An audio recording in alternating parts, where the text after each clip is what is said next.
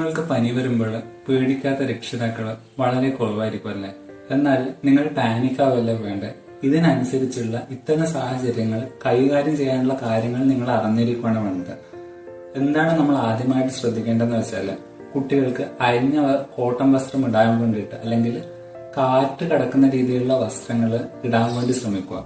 കൂടെ തന്നെ ഈ തണുത്ത വെള്ളവും ഐസ് വെള്ളവും ഒഴിവാക്കിയിട്ട് നോർമൽ വാട്ടറിൽ ശരീരം ഒന്ന് തുടച്ചു കൊടുക്കുന്നത് നല്ലതായിരിക്കും. ഈ സമയം നിങ്ങൾ ചെസ്റ്റും പുറം സൈഡും കഫക്കെട്ടുണ്ടെങ്കിൽ തുടക്കാതിരിക്കുന്നതാണ് നല്ലത്. ചിലപ്പോൾ ഇത് കഫക്കെട്ട് കൂടാനുള്ള ചാൻസ് ഉണ്ടാക്കുന്നതായിരിക്കും.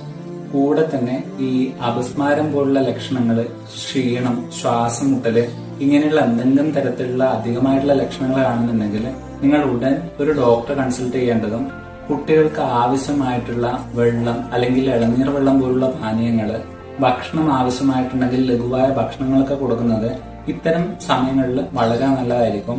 എന്നിരുന്നാലും നിങ്ങൾക്ക് ഹാൻഡിൽ ചെയ്യാൻ പറ്റാത്ത ഫിക്സ് പോലുള്ള അവസ്ഥയെല്ലാം കാണുന്നുണ്ടെങ്കിൽ നിങ്ങൾ ഉടൻ ഡോക്ടറെ കൺസൾട്ട് ചെയ്യാനും പ്രോപ്പറായിട്ടുള്ള ട്രീറ്റ്മെന്റ് എടുക്കാൻ വേണ്ടിയിട്ടും ശ്രമിക്കേണ്ടതാണ്.